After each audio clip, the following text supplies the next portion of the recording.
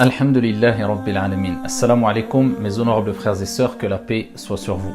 Permettez-moi de continuer à voyager avec vous à travers les versets de notre Seigneur Tabaraka wa Ta'ala, les versets du Coran. Et aujourd'hui, je souhaite m'arrêter quelques instants avec vous à travers un verset coranique qui nous rappelle la gravité qu'est Al-Hasad, la jalousie. Nous sommes dans un monde assez particulier. Ici, tu verras la personne qui a le ventre plein, le frigo plein, peut-être même le compte en banque plein, la bonne santé. Et bien avec tout cela, tu le verras peut-être envier les autres. Pourquoi? Parce qu'il n'est jamais rassasié. Comment se prémunir de ces personnes jalouses? Comment ne pas tomber dans la jalousie? Qu'est-ce que notre Seigneur a dit sur la jalousie? On va le voir Inch'Allah brièvement, mais avant de rentrer dans les détails, je vous laisse lire ce verset coranique et ensuite on se retrouve tout de suite après Inch'Allah.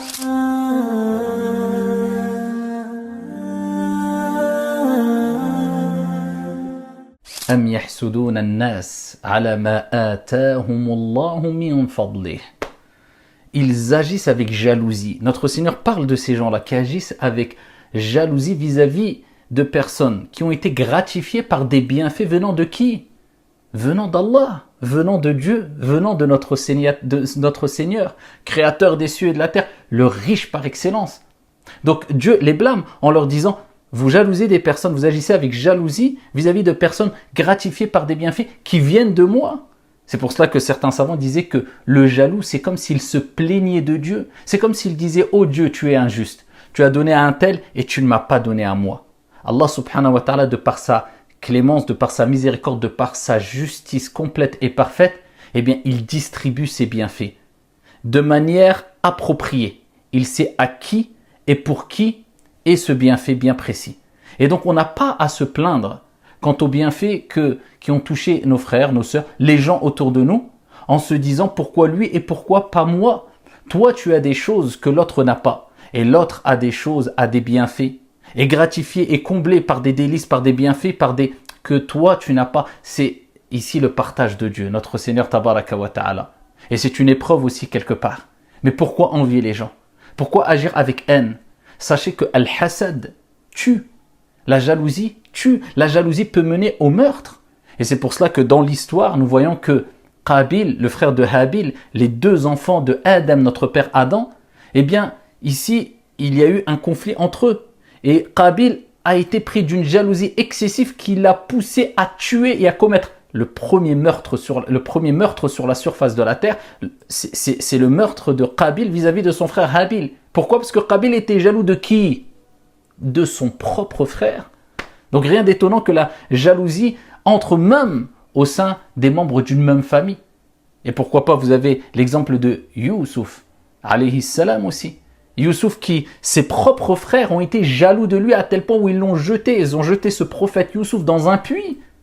Et vous avez d'énormes exemples et de multiples exemples dans le Coran et dans les récits prophétiques qui nous rappellent que Al-Hasad peut mener au meurtre, peut mener à l'orgueil, peut mener à Iblis lui-même, qui avait atteint le degré des anges, qui était avec les anges dans les cieux et qui adorait Allah subhanahu wa ta'ala. Mais quand Dieu a créé Adam alayhi salam, eh bien Iblis a eu cette jalousie.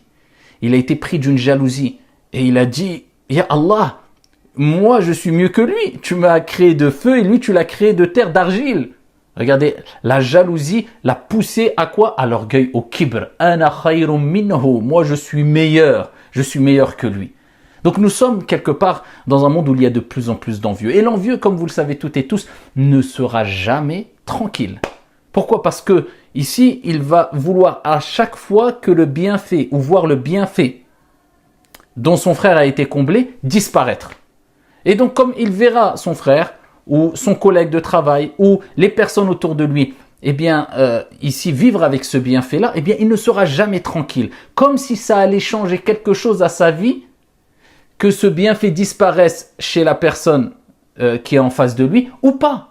Mais le jaloux est quelqu'un de malade, malheureusement. C'est une maladie. Et tout le monde a quelque part un peu de jalousie au fond de lui. C'est quelque chose de naturel. Mais le plus important, c'est de ne pas extérioriser cette jalousie par des méfaits, par des mauvaises paroles, par un mauvais comportement, par de la haine, etc.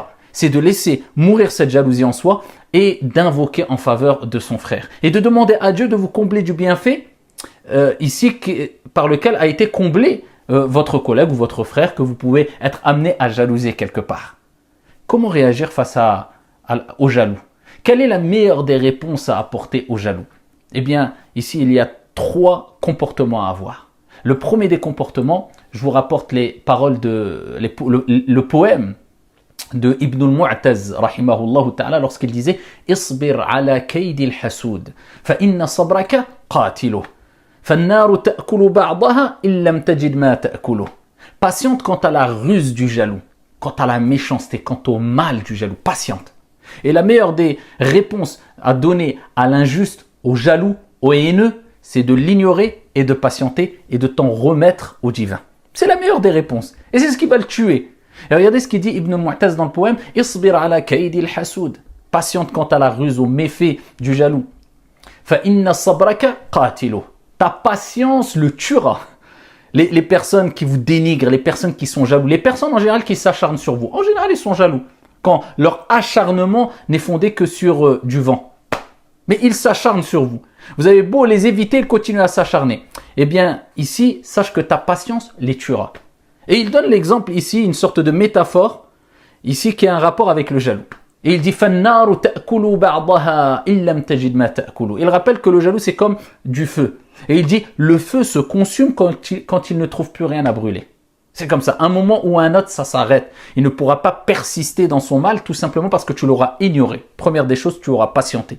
Deuxième des choses, remets-toi-en en ton Seigneur Tabaraka wa Ta'ala. Il faut se prémunir, bien sûr.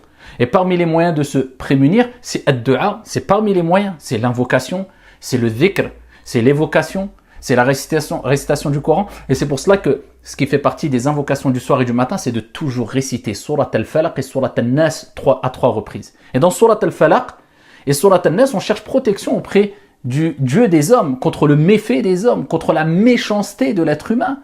Et on dit aussi, dans ces soirs, on mentionne à un moment « Wa min sharri » on cherche protection auprès de Dieu, contre quoi « Wa min sharri hasidin idha hasad » Regardez la différence entre l'envieux et ici l'envieux qui envie. C'est-à-dire l'envieux qui met en application, qui va extérioriser son envie. Et je cherche protection auprès de toi contre l'envieux quand il va avoir cette jalousie, quand il va envier.